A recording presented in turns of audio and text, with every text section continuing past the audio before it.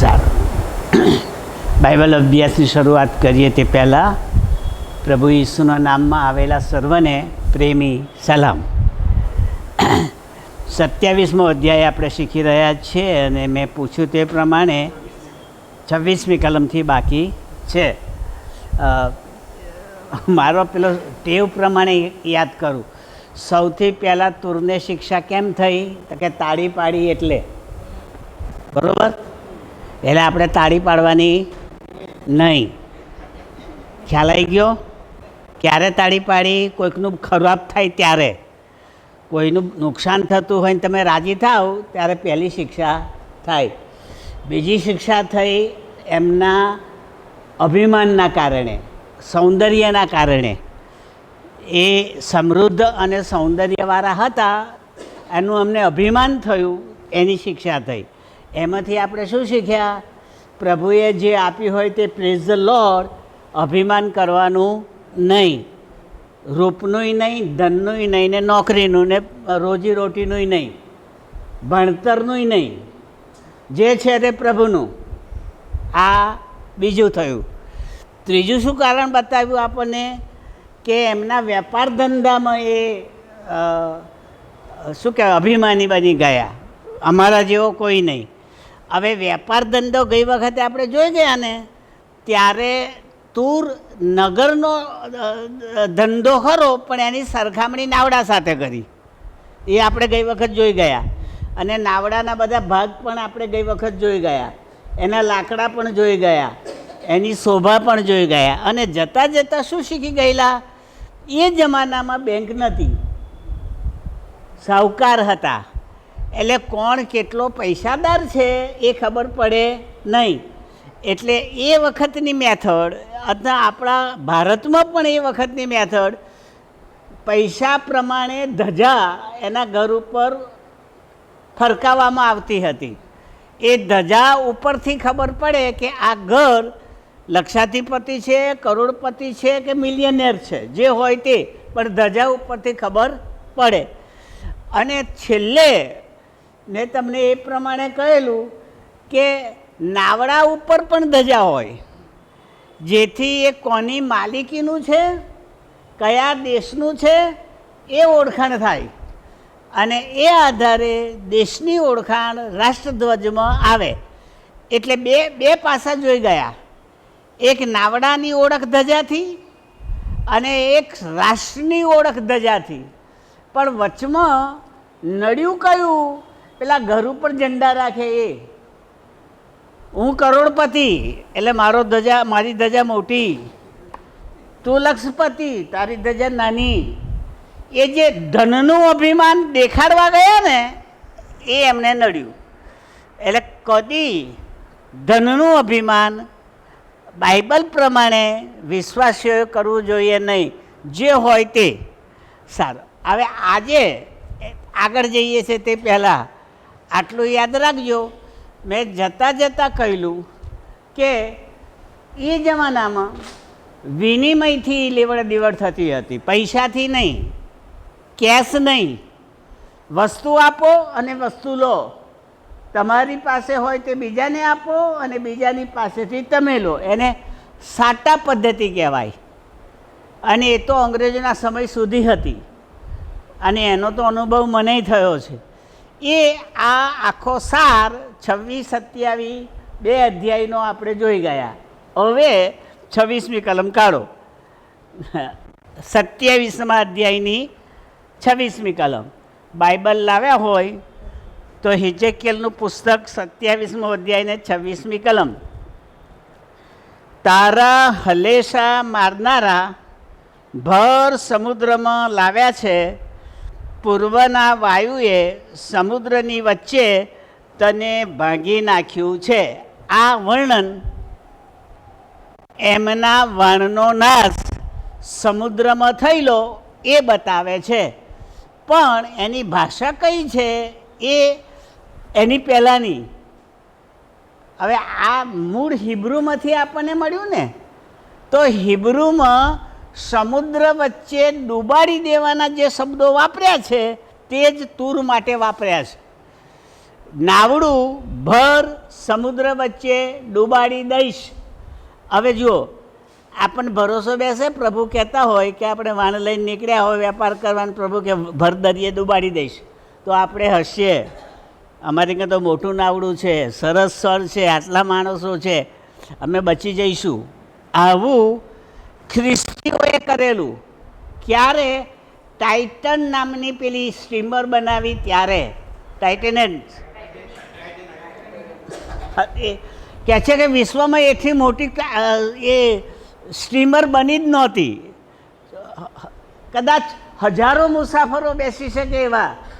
ત્યારે એની ઓપનિંગમાં એ પાસ્ટર સાહેબે કહેલું, ભાઈ પ્રભુને સાથે રાખીને મુસાફરી કરજો, તો કે અમારું આ વાહન તો આખું ગામ છે, એટલે અમને કશું નડવાનું નથી, જે તોફાન આવશે તે પણ આ અમારા એમને ઈચ્છા થશે નહીં. પણ આપણે ઇતિહાસ જાણીએ છીએ કે તોફાન ના આવ્યું તોય ડૂબી ગયું. કેમ? કે બરફનો પાડ એ દરિયાની અંદર હતો, એની સાથે એ સ્ટીમરનું તળિયું અથડાયું, નીચેનું અંદરનું, અને બકોરું પડી ગયું અને અંદર પાણી પેઠું. તો પેલામને તો ખબર જ નહીં કે આપણે નાશ પામવાના છીએ. પણ જ્યારે પાણી પેઠું ડૂબવા લાગ્યું ને ત્યાર પછી બધાને ખબર પડી, મોડું થઈ ગયેલું, કારણ કે પછી બચાવી શકાય એવો ઉપાય નહોતો.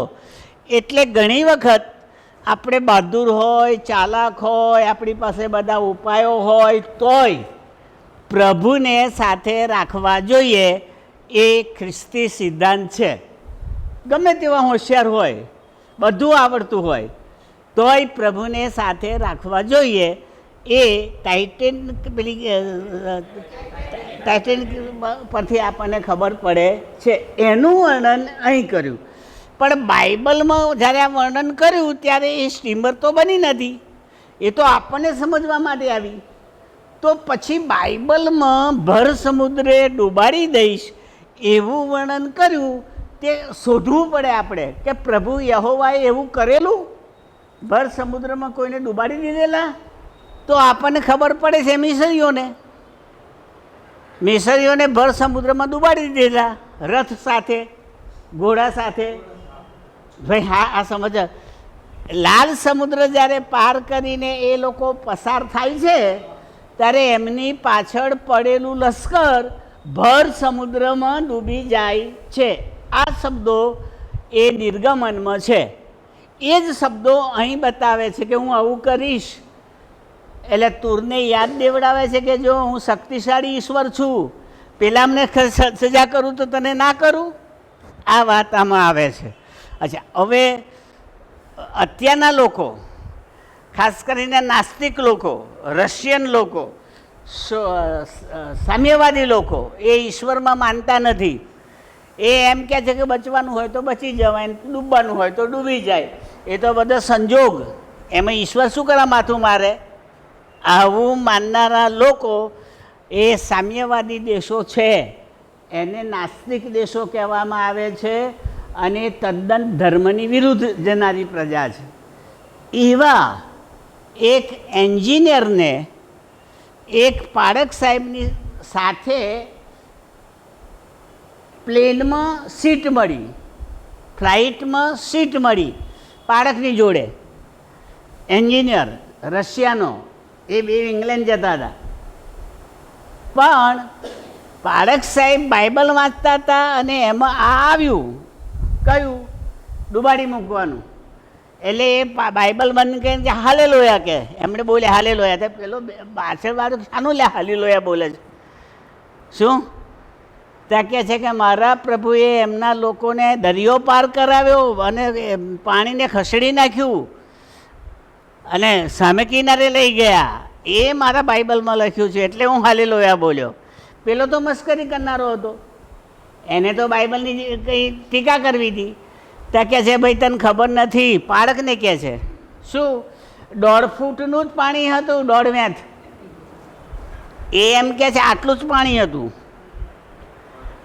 ચાલતા ચાલતા નીકળી જવાય. એનું કેવું સાચું કહેવાય, કારણ કે એ જે લાલ સમુદ્ર પસાર કર્યો ને, એ દરિયો નહીં પણ એને અખાત કહેવાય. અખાત એટલે જ્યાં સમુદ્રનું પાણી જમીનની અંદર ઘૂસી જાય છે એવો નાનો સાંકડો દરિયો. પણ પછી થોડી વાર પછી બાળક સાહેબ તો ના બોલ્યા. પછી જ્યારે પેલું ડૂબી જવાનું વાંચવાનું આવ્યું ને, અંદર ડૂબી ગયા ત્યારે પાછા બોલ્યા હાલેલુયા. એટલે પેલો કહે છે હમણાં તો કહ્યું ચાલીને જવાય એટલું પાણી હતું ને શાનું હાલેલુયા? ત્યાં કે આ એનું હાલેલુયા નહીં, આ તો ડૂબી ગયા એનું. તો કે શું? તો કહે છે ઘોડા રથ અને માણસ બધું પાણીમાં ડૂબી ગયું અને તારી 1.5 મિનિટમાં. એટલે પેલો ચમક્યો, તારી 1.5 મિનિટમાં બધું ડૂબી ગયું, હવે શું બોલે? એટલે ઘણી વખત પ્રભુની મસ્કરી કરવા જઈએ ને ત્યારે આવું થાય. એકમાં આપણે સાચા લાગીએ પણ બીજામાં આપણે શિક્ષાપાત્ર થઈએ. કદી પ્રભુની મસ્કરી ના કરવી. ગળે ના ઉતરતું તોય પ્રેઝ ધ લોર્ડ બોલવું, પણ માથાકૂટ ના કરવી કે આવું હોય. ઘણા ખ્રિસ્તીઓ બાઇબલમાંથી એવા પ્રશ્નો પૂછે છે કે જે ગળે ઉતરે જ નહીં. એ તો પ્રભુની મસ્કરી થઈ. યાદ રાખીએ, બાઇબલ આપણા જીવન માટે આપ્યું છે, પ્રશ્નોત્તરી માટે નહીં. હા, તો આટલા વર્ષોના અનુભવે મને કહું, એક મંડળીના માણસ એટલે લેમેન સવારથી સાંજ સુધી બાઇબલ લઈને બેસે. જ્યારે એમના ઘરેથી જાય ને બાઇબલ અજમાસતા હોય, બાઇબલ અજમાસતા હોય. પછી હું જ્યારે સમજણો થયો ને ત્યારે એમનું નામ રામજીભાઈ. તે મેં કહ્યું રામજીભાઈ તમે શું વાંચો છો? તો કે બાઇબલ. પણ બાઇબલમાંથી શું વાંચો છો? તો કે કોણે કોણે ખોટું ખોટું કર્યું હોય ને એ. આવું વાંચે. દાઉદે કયો વ્યભિચાર કર્યો, યહૂદાએ કયો કર્યો, ફલાણાએ કયો કર્યો, આવું શોધી શોધીને વાંચે. હવે આમાં ફાયદો કે નુકસાન? ઉઘાડું નુકસાન, ઉઘાડું નુકસાન. આ તો પરીક્ષણનું ઘર. શેતાન તમને નાશમાં લઈ જાય. મહેરબાની કરીને એવું વર્ણન અંદર આવ્યું હોય તોય એ આપણા લાભનું નથી. એ તો ચેતવણીનું રણશીંગણું છે. ચેતો, જુઓ આવું થાય મરી જશો. એટલે ચેતવણીના રણશીંગણાના શિક્ષણને આપણે આપણા લાભમાં ફેરવી નાખવાનું, ખોંચા શોધવામાં નહીં. તમને નહીં પૂછે પણ મને પૂછે છે કે આ પ્રભુને ખબર નથી તો એણે આવું શું કરા કર્યું? એટલે ભાઈ પ્રભુને ખબર હતી પણ તારા માટે કર્યું, કારણ કે તને કંઈ ખબર હતી ને હજુ કંઈ ખબર છે. આ કર્યું તોય તું આવડો ચાલે છે. તારા લાભ અર્થે પ્રભુએ આ પુસ્તકમાં મૂક્યું છે. તને આડો ફંટાવા નહીં, આંખ ઉગાડવા. એટલે મારું બાઇબલ જો મારી આંખ ના ઉગાડે તો આ બાઇબલ મને બચાવી શકે નહીં. ત્યારે જ બચાવ થાય કે જ્યારે મારી આંખ ઉઘડે, મને સત્ય સમજાય અને મારું જીવન બદલાય. એટલે આ વાત આપણે યાદ રાખવી જોઈએ. પણ શામાંથી નીકળ્યું? પેલા મધદરિયે ડૂબ્યા એમાંથી નીકળ્યું. બરાબર? 27મી કલમ. તારું દ્રવ્ય, સાંભળજો, તારો સોદો, તારો માલ, તારા ખલાસીઓ, તારા સુકાનીઓ, તૂટફાટ દુરસ્ત કરનારા તથા તારો માલ વેચવા સાટવાવાળા, તારી અંદરના તારા સર્વ સૈનિકો તથા તારી અંદરનું તારું આખું મંડળ તારા નાશને દિવસે સમુદ્રમાં ગરક થઈ જશે. આગળ જે શીખી ગયા એને એક વાક્યમાં મૂકી દીધું. એ વાણમાં કોણ કોણ હતા બધું આવી ગયું, કોઈ ના રહ્યું. તમે ફરી ગયા જઈને વાંચજો. આખા અધ્યાયમાંથી જે આપણે શીખ્યા એ બધા આમાં આવી ગયા. અને પછી કહ્યું આ બધું ડૂબી જશે, આ બધું નાશ પામશે. ટૂંકમાં જ્યારે પ્રભુનો ન્યાય આવે ત્યારે કોઈ પ્રભુને છેતરી શકે નહીં. આ યાદ રાખજો, પ્રભુને કોઈ છેતરી શકતું નથી. એ ન્યાય પ્રભુ દરેકને લાગુ પાડે અને દરેક એ નાશ પામી જાય. એટલે હું એવું માનું છું કે આપણે ડાહ્યા છીએ એવું માનીને પ્રભુને તુચ્છકારશો નહીં.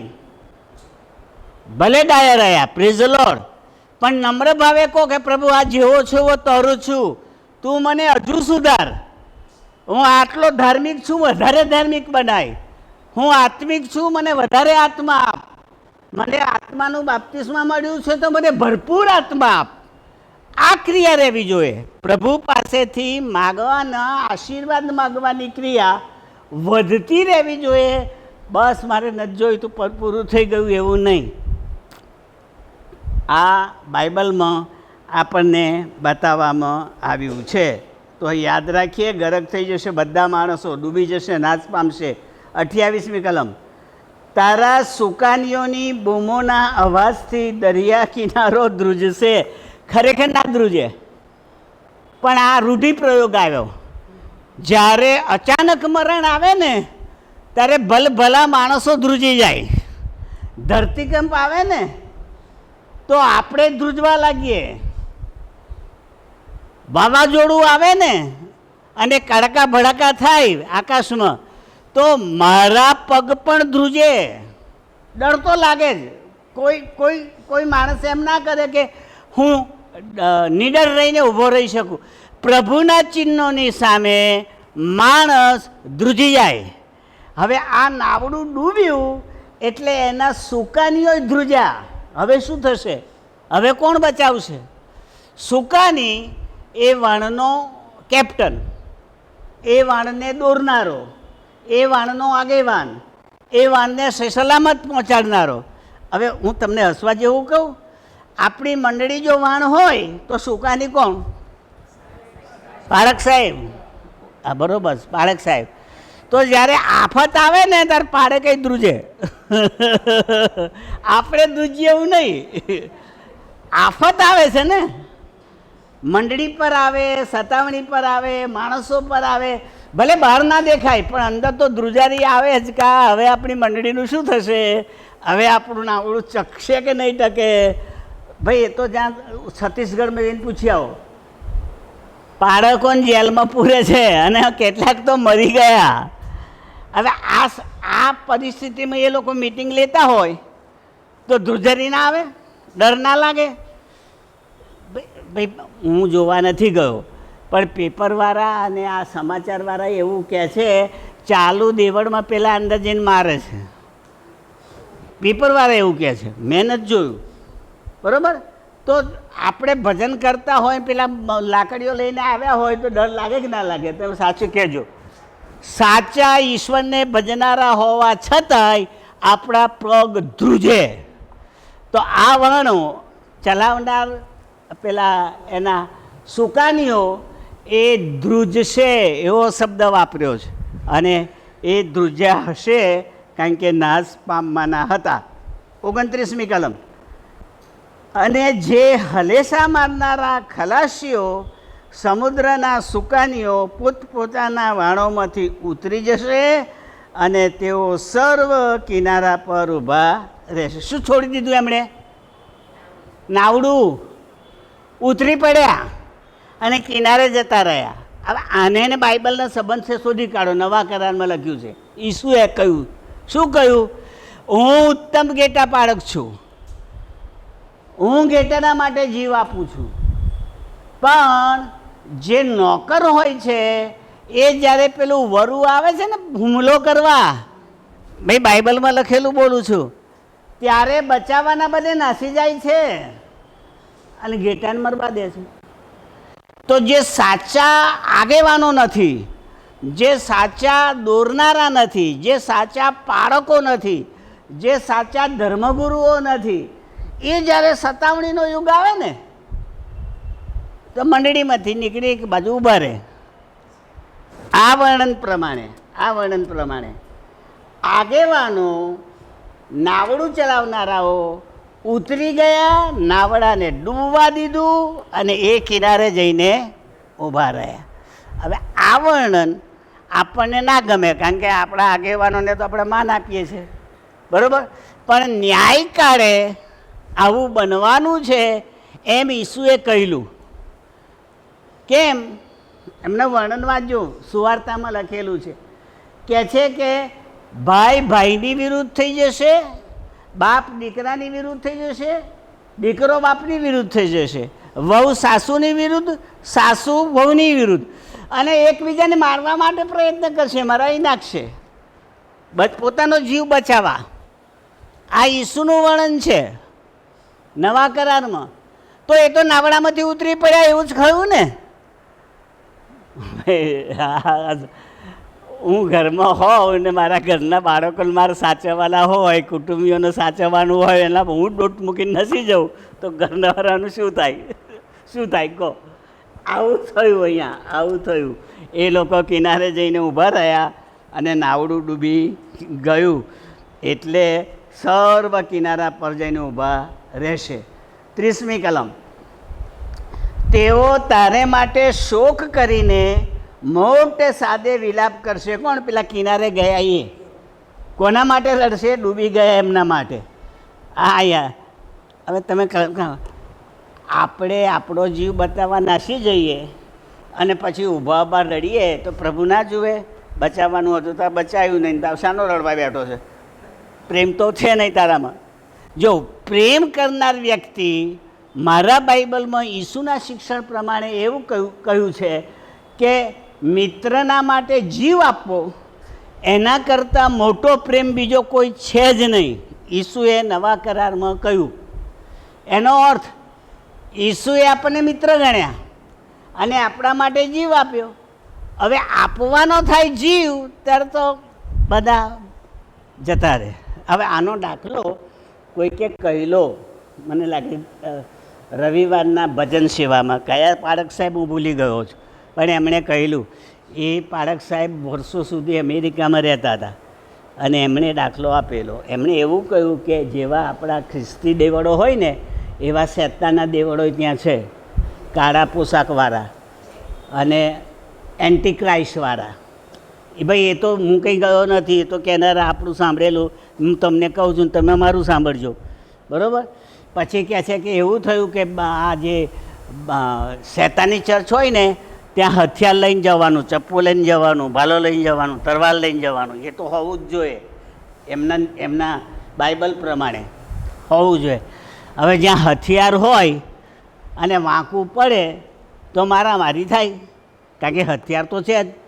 એટલે એવું થયું કે કંઈક એમને વાંકું પડ્યું તો એટલે અંદર મારામારી થઈ અને લોહી લોહાણ થયા બધા કાળા પોશાકવાળા. હવે એની સામે જ ખ્રિસ્તી ચર્ચ બાજુમાં જ એક જણ જીવ બચાવવા નઠો આ શેતાન ચર્ચમાંથી અને ખ્રિસ્તી ચર્ચમાં બેસી ગયો. ત્યાં ભજન સેવા ચાલતી હતી, પણ પેલો કાળો પોશાક ને લોહીવાળા કપડાં અને પેલો અંદર ગયો એટલે પેલા ખ્રિસ્તીઓએ જોયું કે આ તો શેતાન આવ્યો, મારવા આવ્યો.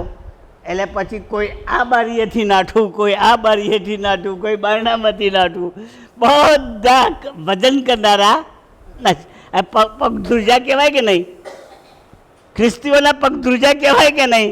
નહીં તો બધાથી એકને ના પકડી શકે, પણ ના પકડ્યો, બધા ભાગી ગયા. પછી એ તો છેક પુલપીટ પર જતો રહ્યો અને પછી પારક સાહેબ જતા હતા એનો જબ્બો પકડ્યો. શું? પારક સાહેબ કે છે ભાઈ કશું કરતો નહીં, ફક્ત યુનિફોર્મમાં જ ફેર છે, તે કાળો પહેર્યો છે મેં સફેદ, પણ આપણે સરખા જ છીએ એટલે મારતો નહીં. પેલો કહે છે, પેલો કાળા પોશાક વાળો કહે છે, ઓ ભાઈ હું તો બચવા માટે તારી પાસે આવ્યો છું, મારવા નહીં. મારનારો તો પેલા જે બચવા માટે મંડળી પાસે આવ્યો એને મૂકીને બચાવનારો નાશે. એનું નામ પ્રભુના માણસોના પગ પણ ન્યાય કાળે ધ્રુજશે. યાદ રાખજો. એટલે આપણે અભિમાન નહીં કરવાનું કે અમે ખ્રિસ્તીએ છે, અમે કશું નહીં થાય. પ્રભુનો ડર આપણા જીવનમાં હોવો જોઈએ અને એ રીતે આપણું જીવન જીવવું જોઈએ, નહીં તો મુશ્કેલી પડે. સારું, આગળ વાંચીએ. આ પ્રમાણે લખ્યું છે, ને દુઃખમય પોકાર કરશે એટલે પોક મૂકશે, તેઓ પોતાના માથા પર ધૂળ નાખશે અને રાખમાં આરોટશે. એ જમાનામાં તમે જૂનો કરાર વાંચી જજો, રાજાઓના પુસ્તકમાં જે રાજા શોક કરે, પસ્તાવો કરે, એ રાખમાં આરોટતા હતા અને માથામાં ધૂળ નાખતા હતા અને વસ્ત્ર ફાડતા હતા. આવું આવશે, બાઇબલમાં છે, તમે વાંચો તો ખબર પડે. કપડાં ફાડે, માથામાં ધૂળ નાખે અને રાખમાં આરોટે. એ શોક દર્શક છે, દુઃખ બતાવવા માટે છે. અને એ દુઃખ આ લોકો આ બતાવશે એવું લખેલું છે. રાખમાં આરોટશે, તેઓ તારે લીધે પોતાના માથા બુડાવશે. માથું મુંડાવવું એ ખ્રિસ્તીઓએ કાઢી નાખ્યું છે, પણ બાઇબલમાં યહૂદીઓ મુંડાવતા હતા. અને આપણા ત્યાં હિન્દુઓ મરણ વખતે માથું બોડાવે છે, એટલે ખબર પડી જાય કે આના ઘરમાં કોઈ ગયું. માથું જોઈ દે. ફેશન હોય તો જુદી વાત છે, બોડિયાની ના, વચમાં હતી બોડિયાની ફેશન. વચમાં પેલા ફિલ્મવાળાએ ફેશન લાવેલા, જુવાનિયા છોકરા ટોલી કરાવીને ફરતા હતા. ટોલી કરાવે ને પાછું ચિત્રામણ કરે ઉપર. આવી ફેશન હતી. ભાઈ તમે માનો કે ના માનો, પણ યુરોપિયનોના શરીર ઉપર તમે જુઓ ને તો જાત જાતનું ચિત્ર દોરેલું હોય. હવે શું દોર્યું છે તો ઈશ્વર જાણે. એને આપણે ટેટુ કહીએ છીએ. અને પૈસા આપીને દોરાવડાવે. અને મારું બાઇબલ કહે છે એ પરમેશ્વરને ગમતું નથી. તમારું શરીર મારું ઘર છે, તમે એને કેમ બગાડો છો? ફેશનમાં શરીરને બગાડવું એ પ્રભુને ગમતું નથી. પ્રભુએ જે શરીર આપ્યું છે એને સાચવવું એ આપણો ધર્મ છે. એ પ્રભુને ગમે છે. તમે તમારા શરીરને કેટલું સાચવો છો, શોભાવો છો એ નહીં. એ તો જગતનું આવ્યું. કેટલાક ક્રોસ ચિતરાવે, કેટલાક ઈશ્વરના નામ કોતરાવે, પછી મરતા સુધી જાય જ નહીં. તો એ તો મરતા સુધી પ્રભુને અણગમતો થયો. એટલે વાલા ભાઈ બહેનો, જગતમાં જાત જાતનું ચાલે છે, એમાંનો આ એક માથું બોળવવાની ક્રિયા એ મરણ પાછળનો શોક દર્શાવવા માટેનો રિવાજ હતો. હવે હું તો શિક્ષક છું ને, લોકો પૂછે કે આપણે ખ્રિસ્તીઓએ માથું કેમ નહીં બોડાવવાનું? જો મરણ પાછળ શોક કરવા માટે માથું બોડાવતા હોય તો ખ્રિસ્તીઓમાં કોઈ નથી મરતું, તો એ કેમ માથું ના બોડાવે? આવું પૂછનારાય મને મળ્યા. એટલે મારે કહેવું પડ્યું, તમારી આગળ સાચું બોલું છું, કે ભાઈ પાઉલે ના કહ્યું એટલે. તો કે પાઉલે કોને ના કહ્યું? તો કે મંડળીને. શું કહ્યું? તો કે છે ખ્રિસ્તીઓનું મરણ જ નથી રહ્યું, પછી મરે છે જ કોણ? રે મરણ, તારો ડંખ ક્યાં? તારો ડંખ તો પાપ હતો ને, ઈસુએ કાઢ્યો. હવે તને મરણ આવે જ નહીં, તો તારે શોક શાનો કરવાનો? પછી માથું બોડાવવાનું કઈ આવ્યું? પહેલાંને પછી ચમક્યું હશે જેણે પૂછ્યું એને, કે ખ્રિસ્તી વિશ્વાસમાં મરણ રહેતું નથી, જીવન આવે છે. શરીર જે મરી જાય છે એનો શોક ના કરવાનું પાઉલે કહ્યું. શું કહ્યું? અવિશ્વાસીઓની માફક તમે મરેલા પાછળ શોક ના કરો, કારણ કે જેને તમે મરેલું ધારો છો એ તો ફરી જીવતું થવાનું છે અને તમને મળવાનું છે, મળશે તમને ફરી, તમારી આગળ આવીને ઊભું રહેશે. તમે કહેશો કે દાટીને આવ્યા હતા તોય કંઈથી આવ્યું, પણ પ્રભુ ઉઠાડશે, કબરમાંથી ઉઠાડશે.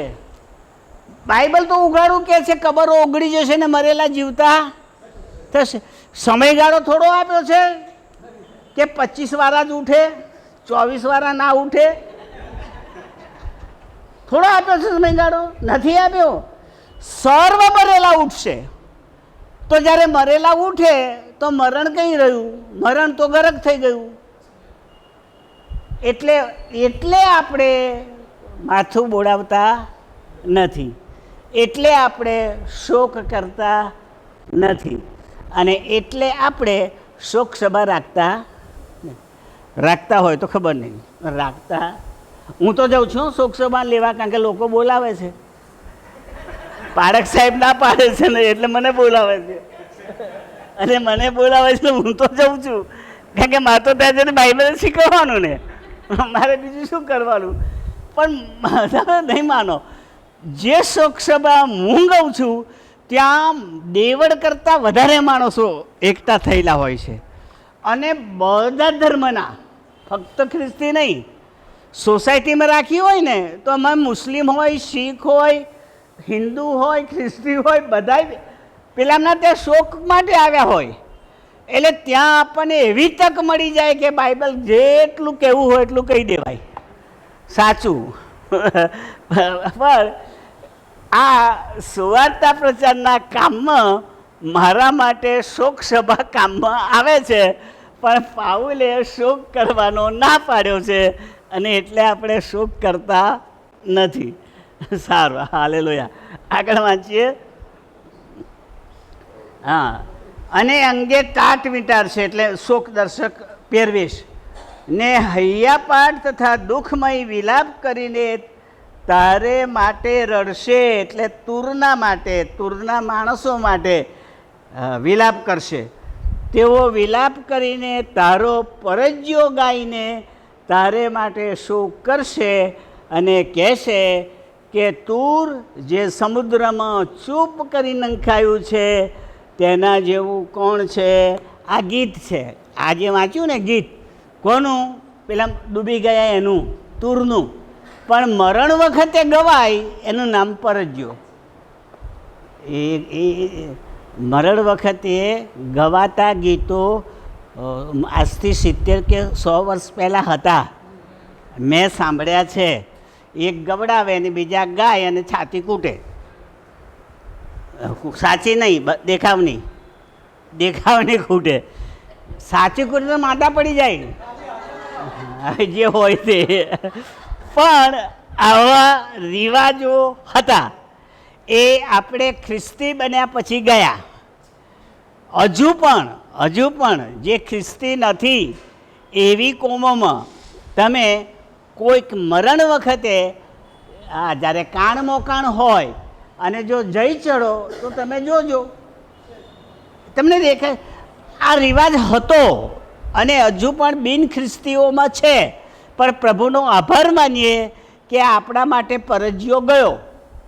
આપણા માટે શોક ગીત નહીં, રુદન ગીત નહીં, એ પ્રભુએ કાઢ્યું, આનંદનું ગીત આવ્યું. હમણાં ફેશન આવેલી, એક બે દફનવિધિ મેં જોઈ, બેન્ડ વાજા સાથે સબ લઈને આવે અને કબ્રસ્તાનમાં દાટે, ગાનારા સાથે. જોયું? મરણમાં ગાવાના બદલે જાનમાં વગાડતા હોય એમ પ્રભુના ગીતો ગાતા ગાતા આવે અને દફનાવે. આ એક સારી વાત છે, એમાં કંઈ ખોટું નથી. એ શોકના બદલે આનંદનો દિવસ છે. એમને 100% ખબર હશે કે જેને અમે દફનાવા જઈએ છીએ કબરમાં રહેવાના નથી, તો ઉઠવાના છે અને મને મળવાના છે.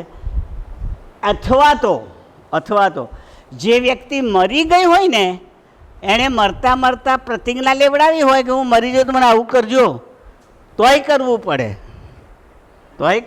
કારણ કે મરેલાને વચન આપીએ છીએ. મરતા વચન જો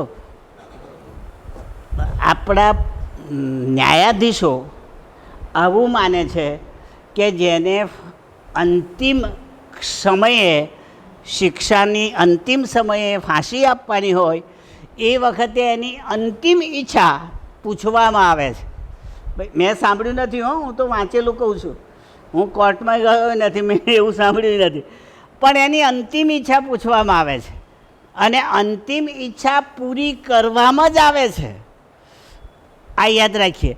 તો એનો અર્થ એ થયો કે જો મરનાર વ્યક્તિની અંતિમ ઈચ્છા એવી હોય કે મને વાંચતા ગાજતા લઈ જઈને દફનવિધિ કરજો, તો એમના કુટુંબીજનો કરે, એમાં ખોટું શું છે? મારા બાઇબલ આધારે આપણે આટલું જ જાણવું જોઈએ કે બાઇબલમાં જે રિવાજો આપ્યા છે એ ઈસુના મરણ પહેલાંના છે ઈસુના પુનરુત્થાન પછીના નથી. એક પણ આવું નથી શોકવાળું ચિત્ર ઈસુના ઉઠ્યા પછી. ઈસુના જન્મ પહેલાંના વર્ણનમાં આ બધું આવે છે. એટલે જ્યાં સુધી ઈસુ નહોતા ત્યાં સુધી આશા નહોતી એટલે રડતા હતા. હવે ઈસુ ઉઠ્યા એટલે આશા મળી પુનરુત્થાનની, અને પુનરુત્થાનની આશા મળી એટલે શોક ગયો, મરણ ગયું. એટલે આપણે શોક નહીં કરવાનો. આ વાત યાદ રાખજો.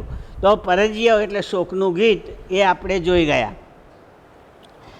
તારો માલ સમુદ્રમાંથી ઉતરતો ત્યારે તું ઘણી પ્રજાઓને સંતુષ્ટ કરતું.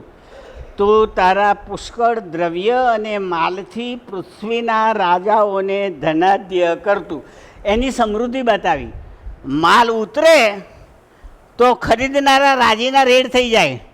હવે આવું અત્યારે બને છે ભાઈ. આ આપણા ખ્રિસ્તીઓમાંથી મેં કેટલાકને ત્યાં મહીસાગરના સિંગરોડની નદીના કિનારે સવારમાં ઉઠીને માછલા લેવા ગયેલા જોયા છે. માછલા લેવા ત્યાં. અને હું ત્યાંથી પેલું મારા ગામ જવું ને મારો રસ્તો એ, એટલે હું જોઈને આટલા બધા વહેલા અહીં શું કરવા આવ્યા. એટલે મેં પછી હું પૂછું કે કેમ આવ્યા, કે તાજા તાજા માછલા મળે ને, કારણ કે આખી રાત પકડે પેલા. એટલે સવારમાં માછલીઓ પકડાઈ હોય તો તાજી તાજી માછલીઓ મળે એટલે અહીંથી છેક ત્યાં જાય. તો એ આનંદ નહીં, નવું નવું લેવાનો આનંદ હોય તો જ જાય ને તાજી માછલીનો. એ વર્ણન જ્યારે હું જોઉં છું ત્યારે આ સાચું પડે છે કે જ્યારે આ વાણ આવતું હશે, માલ ઉતરતો હશે, ત્યારે ખરીદનારાઓ લાઈન લગાવી દેતા હશે પોતાની ગમતી વસ્તુઓ લેવા માટે. એટલે લખ્યું છે. શું લખ્યું છે જુઓ, કે છે તું સંતુષ્ટ કરતો હતો અને તારા માલથી પૃથ્વીના રાજાઓને ધનાઢ્ય કરતો હતો, પૈસાદાર બનાવતું હતું. તુર 34મી કલમ. જ્યારે મોજાઓએ ઊંડા પાણીમાં તને ભાગી નાખ્યું ત્યારે તારો માલ ને તારું આખું મંડળ તારી સાથે નાશ પામ્યા. ડૂબી ગયું, ટૂંકમાં પાણીમાં ડૂબી ગયું એનું વર્ણન. એને તોડી નાખ્યું, તૂટી ગયું, અથવા મોજાઓએ તોડી નાખ્યું એ અર્થમાં છે. 35મી કલમ. દ્વીપોના સર્વ રહેવાસીઓ તને જોઈને સ્તબ્ધ થઈ ગયા છે. અહીંયા દ્વીપો આવ્યું ને એ બીજા દ્વીપો, તુર નહીં. તુરને નાશ કર્યો, પણ આજુબાજુ બીજા રહેનારા હોય ને, દરિયા કિનારે રહેનારા લોકો નાના નાના ટાપુઓ પર રહે એને દ્વીપ કહેવાય. નાની નાની વસાહતો. હવે ખાતરીવાળું જોવું હોય તો પછી તમે આંદોમાન નિકોબાર જઈ આવજો. ત્યાં તમને 100 કરતાં વધારે ટાપુઓ જોવાના મળશે. એમાં વસ્તીવાળા પણ હશે અને વસ્તી વગરનાય હશે. જ્યાં જવાય ત્યાં થોડો દિવસ રહીને ફરી આવવાનું. ટૂંકમાં જ્યાં ટાપુ હોય ત્યાં માનવ વસ્તી હોય. એ માનવ વસ્તી આને જોઈને આ વર્ણન કર્યું છે એવું થાય. શું થાય? આવું લખ્યું છે. જુઓ, કહે છે કે રાજાઓ ભયભીત થયા છે, તેઓના ચહેરાઓ પર ગભરાટ છવાઈ ગયો છે. રાજા ગભરાઈ ગયા. હવે શું થશે એમ. 36મી કલમ.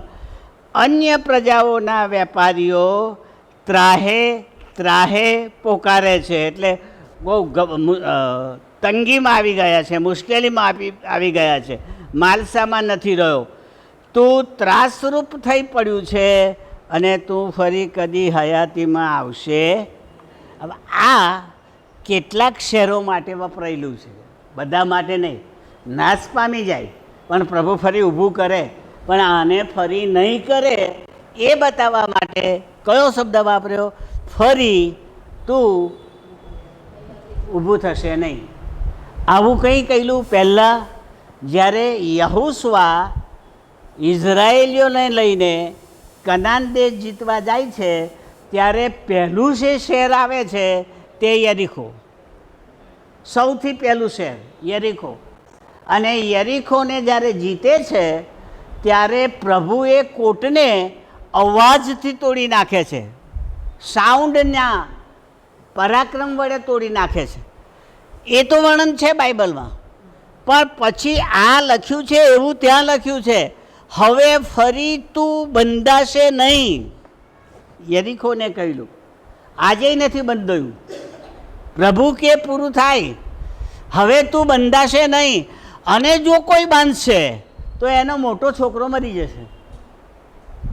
એટલે એક રાજાએ પ્રયત્ન કરેલો બાંધવાનો, તો એનો મોટો છોકરો મરી ગયો.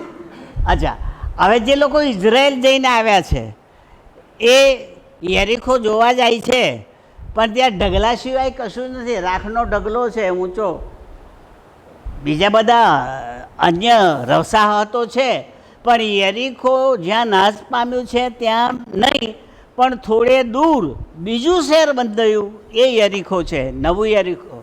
પેલું તો નથી બંધાયું. ટૂંકમાં મારો પ્રભુ જે કહે એ પૂરું થયા વગર રહેતું નથી. તો તૂર આજે પણ બંધાયેલું નથી, કારણ કે પ્રભુએ એનો નાશ કર્યો. હવે 28મો અધ્યાય, પહેલી કલમ. યહોવાનું વચન મારી પાસે આવ્યું કે હે મનુષ્ય પુત્ર, તૂરના હાકેમને કહે કે પ્રભુ યહોવા કહે છે, તારું મન ઉન્મત્ત થયું છે ને તે કહ્યું છે કે હું દેવ છું. હું ભર સમુદ્રમાં પણ દેવના આસનમાં બેઠેલો છું. જો કે તે તારા મનને દેવના મનને દરજ્જે બેસાડ્યું છે, તો પણ તું મનુષ્ય જ છે, દેવ નહીં. કોને આ લખ્યું? કોને? હાકેમને. હાકેમ એટલે રાજા, ન્યાયાધીશ, વહીવટ કરનાર, રાજ્યનો વહીવટ કરનાર એને હાકેમ કહેવાય. હવે એ હાકેમે આ વણ અથવા આ તૂર જ્યારે નાશ પામવાનું હતું ત્યારે અભિમાન કરેલું કે હું દેવ છું, હું રક્ષણ કરીશ, હું સંભાળી લઈશ. પણ પ્રભુ શું કહે છે? ભાઈ તું માણસ જ છે, દેવ નથી. શાનું ઊંચો થઈને કૂદ કરે છે? કૂદવાનું બંધ કર. આવું જ જ્યારે જે રાજાઓ પરમેશ્વરની આગળ પોતાને દેવ તરીકે જાહેર કરે છે ને, ત્યારે પ્રભુ એને શિક્ષા, સૌથી પહેલી શિક્ષા કોને કરી જાણો છો? આપણે બન્યા નહોતા ત્યારે, આદમ નહોતો બન્યો ત્યારે સૌથી પહેલી શિક્ષા શેતાન. પણ એનું નામ ત્યારે શેતાન નહોતું. હા, એ મંડળીવાળાએ શોધી કાઢ્યું શેતાન, લ્યુસિફર. લ્યુસિફર નામ મંડળીવાળાએ શોધી કાઢ્યું. બાઇબલમાં લ્યુસિફર શબ્દ તમને નહીં મળે. મને તો નથી મળ્યો, તમને મળે તો મને બતાવજો. મને મળ્યો નથી એટલે કહું છું. પણ એટલું તો મને મળ્યું કે એ પ્રભુનો દૂત હતો, અને પ્રમુખ દૂત હતો, અને ક્વાયરનો લીડર હતો. ક્વાયર પ્રમુખ, બરાબર? ઉપરનું ક્વાયર, હો, અહીંનું નહીં. અહીંના ક્વાયરની વાત નથી, ઉપરનું ક્વાયર. હું તમને સીધી વાત કરું, કારણ કે સીધી વાત તમને કોઈ શીખવશે નહીં. માણસને બનાવ્યું ને તે પહેલાં પ્રભુએ આકાશને બનાવ્યું. આકાશમાં રહેનારા એ પહેલાં બનાવ્યા. તો આકાશમાં રહેનારા દૂતો, દેવ અને દૂતો, એ આપણી પહેલાં બન્યા. હવે ત્યાર પછી માણસ ક્યારે બન્યું એ સમય નથી આપ્યો બાઇબલમાં. કેટલા વર્ષો વીતી ગયા હશે ને કેટલો સમય કોઈ જાણતું નથી. પણ દેવે આકાશ અને પૃથ્વી બનાવ્યા, એવું ઉત્પત્તિમાં આવ્યું. એટલે પહેલાં આકાશ બનાવ્યું ને પછી પૃથ્વી બનાવી. પણ જ્યારે આકાશ બનાવ્યું ને ત્યારે દેવદૂતો પણ બનાવ્યા. અને મારા બાઇબલમાં હું જેટલું જાણું છું એટલું, એ દૂતો 3 ભાગના હતા. 3 ભાગમાં વહેંચાઈ ગયેલા દૂતો હતા. એક ક્વાયરવાળા, જે રાત દાડો પ્રભુના સ્તુતિ આરાધના કર્યા કરે. બાઇબલ પ્રમાણે હું કહું છું, એનો ક્વાયરનો પ્રમુખ, એનો સંગીત સમિતિનો પ્રમુખ, એ પ્રમુખ દૂત, એને આ લ્યુસિફર કે મંડળીવાળા. પણ એ પ્રમુખ દૂત તો હતો જ. એણે આના જેવું કર્યું, આના જેવું, હાકેમ જેવું. આ હાકેમ કહે છે ને, હું દેવ, હું સાચવી લઈશ, દેવની જરૂર નથી. એમ મારું બાઇબલ કહે છે શૈતાને પરમેશ્વરના હરોળમાં જવા પ્રયત્ન કર્યો, પોતાને પરમેશ્વર તરીકે જાહેર કરવા કોશિશ કરી, એટલે પરમેશ્વરે એ દૂતને નીચે ફેંકી દીધો, જેને આપણે શૈતાન કહીએ. પણ નીચે ફેંક્યો ને ત્યારે પેલા 1/3 જે દૂતો હતા ને એ એની સાથે નીચે આવ્યા. વાયરની સાથે તો રહેવું પડે ને, પ્રમુખ સાથે. સંગીત સમિતિ કેમ નહીં જાય? તે આખી સંગીત સમિતિ નીચે આવી ગઈ. એટલે મારા બાઇબલ પ્રમાણે દૂતોનો 3જો ભાગ આ પૃથ્વી પર પતિત દૂતો કહેવાયા, પતન પામેલા દૂતો, અપદૂતો. એ આપણને સતાવે છે, એ આપણને હેરાન કરે છે, એ આપણને ગેરમાર્ગે દોરે છે, એ ભૂત થઈને વળગે છે અને એને ઈસુ કાઢે છે. ભૂત ભૂત નથી, ભૂત દૂત છે, પણ દેવની સામે હુમલો કરનાર દૂત. તો હવે તમે શું સમજશો? કદી પ્રભુની સામે ના થતા, પોતાને પ્રભુની કક્ષામાં ના મૂકતા, જાત ઉતાર થાય કે દેવ ના બોલતા. નમી જજો, પ્રભુની આગળ રાખ બનજો અને વિનંતી કરજો, કારણ નહીં તો દૂતમાં આવી જશો, પેલા પતિત દૂતમાં. હા, યાદ રાખવા જેવું છે. પછી પ્રભુએ બીજું જે ક્વાયર બનાવ્યું ને એ તારણ પામેલા લોકોનું હતું. આ યાદ રાખજો, તારણ પામેલા લોકો ક્વાયરમાં ગયા. કેમ મને ખબર પડી? કારણ કે પ્રકટીકરણમાં સ્પષ્ટ લખવામાં આવ્યું છે કે દેવના રાજ્યાસનની આજુબાજુ રાત દિવસ થાક્યા વગર દૂતો હાલેલુયા હાલેલુયા હાલેલુયા બોલે છે. તો પેલા નાખી દીધા એ તોય આવ્યા, તો પેલા બોલનારા આપણે. તમે અહીં ક્વાયરમાં ગાતા હોય તો ગાવાનું ગળે પડી જાય, મનમાં જતું રહે, પછી શરીર છૂટી જાય પણ ગાવાનું કંઈ જાય. એ તો પેલા મન સાથે ચોંટ્યું, તમારા હૃદય સાથે ચોંટ્યું, એટલે હૃદય જ્યાં જાય ત્યાં જાય. તો હૃદય એ તો આત્મા છે, તો આત્મા જ્યાં જાય ત્યાં તમારું ગાયન જાય, તમારું મન જાય. એટલે અહીંના સ્તુતિ આરાધના કરનારા લોકો, પ્રભુની સ્તુતિ કરનારા, હૃદયથી કરનારા લોકો, એમનું હૃદય જો પ્રભુ સાથે જોડાઈ ગયું હોય તો મરણ પછી એ સ્વર્ગમાં ગાવાના જ છે, દૂતો સાથે હાલેલુયા બોલવાના જ છે. અને યાદ રાખીએ, આપણે મરણ પછી ત્યાં જઈએ ને પછી માણસ નહીં, દૂત. આપણે દૂત. ભાઈ આ તો મારો બાઇબલ મને શીખવાડે છે કે પેલા ભાઈએ સાદુકી ભાઈએ ઈસુને પૂછ્યું કે તું કહે છે ને કે આ માણસો જીવતા થશે, સ્વર્ગમાં જશે અને એકબીજાને મળશે, એવું તું શીખવાડે છે ને? તો કહે છે કે મારા પ્રશ્નનો જવાબ આપ. ઈસુને કહે છે પેલો સાદુકી આગેવાન. પછી કયો પ્રશ્ન પૂછે છે? અમે 7 ભાઈ હતા અને મોટાએ લગ્ન કર્યું અને મરી ગયો પણ સંતાન નહોતું. એટલે બાઇબલ કહે છે કે સંતાન ના હોય તો નાના ભાઈએ ભાભી સાથે લગ્ન કરવાનું અને બાળક પેદા કરવાનું. તો પછી બીજાએ કર્યું, એ મરી ગયો તોય બાળક નહીં. ત્રીજાએ કર્યું, એ મરી ગયો. પછી એ પ્રશ્ન પૂછનારો કહે છે 7 લગ્ન કર્યું, 7 મરી ગયા અને પછી પેલી પત્નીએ મરી ગઈ. તો હવે કહો મને, ઈસુને પૂછે છે, મને કહો એ સ્વર્ગમાં 7માંથી કોની સ્ત્રી થાય? જો ઈસુને પૂછે છે ભાઈ, શાંતિલાલને નહીં, તમને નહીં, પાડકને નહીં, ઈસુને કહે છે મને કહો કોની પત્ની થાય. ત્યાં ઈસુ જે જવાબ આપે છે ને તે આજનું શિક્ષણ. આ હું બોલું છું તે, હું જે બોલું છું તે શિક્ષણ ઈસુ આપે છે. કયું?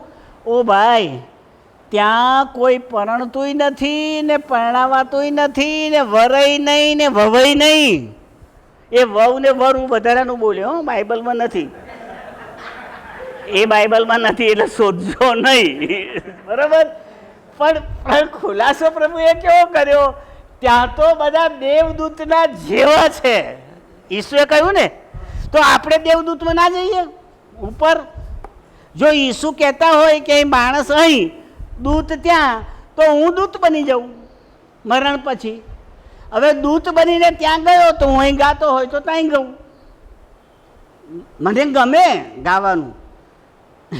આ તો આપણા હૃદય સાથે જોડાયેલું છે, અંતઃકરણ સાથે જોડાયેલું છે. એટલે હવે સમય થયો એટલે એક કલમ જોઈને પૂરું કરીએ. ગમે તે હોય, પણ આ માણસે કહ્યું કે હું દેવ છું, એટલે પ્રભુએ કહ્યું કે તું દેવ નથી, આ યાદ રાખજે, ભૂલીશ નહીં. ત્રીજી કલમને પછી બંધ કરીએ. જો તું તો દાનિયેલ કરતાં જ્ઞાની છે, લોકો તારાથી છુપાવી શકે એવું કશું પણ ગુપ્ત નથી. તારા જ જ્ઞાનથી ને તારી જ બુદ્ધિથી તે સમૃદ્ધિ મેળવી છે, ને તારા ભંડારોમાં સોના રૂપાનો સંગ્રહ કર્યો છે. સાંભળો, દાનિયેલ કરતાં જ્ઞાની. હવે મને મહેરબાની કરીને સાંભળજો, મારું બાઇબલ સુલેમાન રાજાને સૌથી જ્ઞાની માને છે. મારું બાઇબલ દેવે એને આશીર્વાદ આપેલો કે ભાઈ તારા જેવું જ્ઞાની કોઈ નહીં થાય. એણે માગ્યું કે મને જ્ઞાન આપ આ લોકોનો ન્યાય કરવા. ત્યારે પ્રભુ ખુશ થઈ ગયા, અને તે ધન ના માગ્યું, રાજપાટ ના માગ્યો, બીજું કશું ના માગ્યું, ને જ્ઞાન માગ્યું. હું તને જ્ઞાન પણ આપું છું અને બધુંય આપી દઉં છું. તારા જેવો કોઈ જ્ઞાની થશે? હવે મને તમે કહો, આ બાઇબલની એક બાજુ મૂકો, તમે કહો, એ વખતે મોબાઈલ હશે? ત્યારે મોબાઈલ શોધનારો જ્ઞાની કે સુલેમાન જ્ઞાની? ના, તમે મને કોણ તમારી રીતે? આ મોબાઈલ વાપરીએ છે એ તો સુલેમાનને ના આવડ્યું, બરાબર? અને આપણી જમાનાના માણસોને આવડ્યું. તો જ્ઞાન પ્રમાણે પેલો કે અહીં ગૂંચાઈ, મગજમાં ગૂંચાઈ ને. એટલે સુલેમાનને જે જ્ઞાન ઈશ્વરે આપ્યું એ ભૌતિક જ્ઞાન નહીં. સમજી લેજો બરાબર. ભૌતિક જ્ઞાન નથી આપ્યું. વિમાન બનાવવાનું નહીં, મોબાઈલ બનાવવાનું નહીં, ટીવી બનાવવાનું નહીં, એ તો ભૌતિક જ્ઞાન. પણ એને આત્મિક જ્ઞાન આપ્યું, એટલે દેવને ઓળખવાનું, દેવના દર્શનો જોવાનું, એને સમજવાનું. એટલે જ્યારે પ્રભુ આપણને જ્ઞાન આપે ને, ત્યારે બાઇબલ સમજવાનું જ્ઞાન આપે, સંશોધન કરવાનું નહીં. એ તો બુદ્ધિ કરે. કોઈ પણ વસ્તુનું સંશોધન વૈજ્ઞાનિકોએ કર્યું, અને વૈજ્ઞાનિકોએ બુદ્ધિ વડે કર્યું. જ્યારે ઈશ્વરને સમજવા માટે જ્ઞાન જોઈએ, એના તરફથી જે મળે તે જ્ઞાન, અને હું શીખીને મેળવું તે બુદ્ધિ.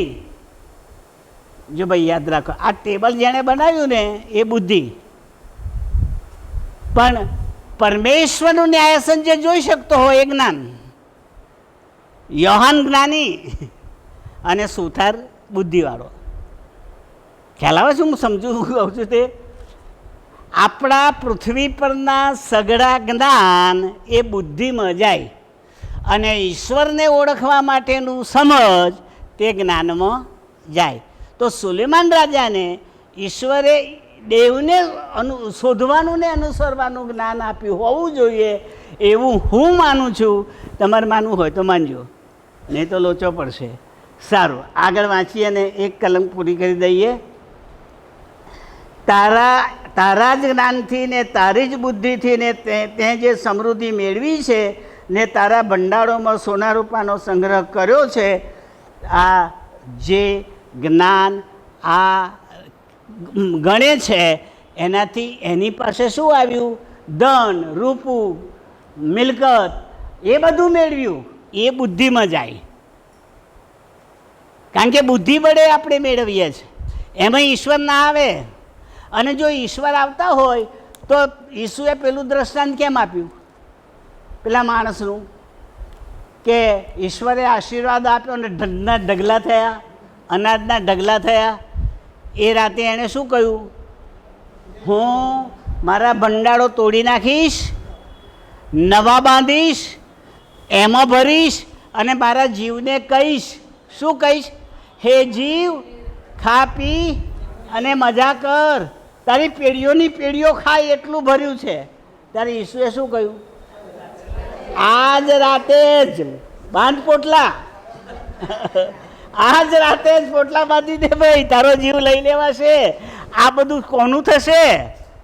ટૂંકમાં બુદ્ધિબળ વસ્તે મેળવેલું આપણું બધું જો જ્ઞાન ના હોય તો ગયું. એટલે આપણે બુદ્ધિ ઓછી હોય તો ચાલશે, પણ ઈશ્વરને ઓળખવાનું જ્ઞાન હંમેશા હોવું જોઈએ. આ સમજવાને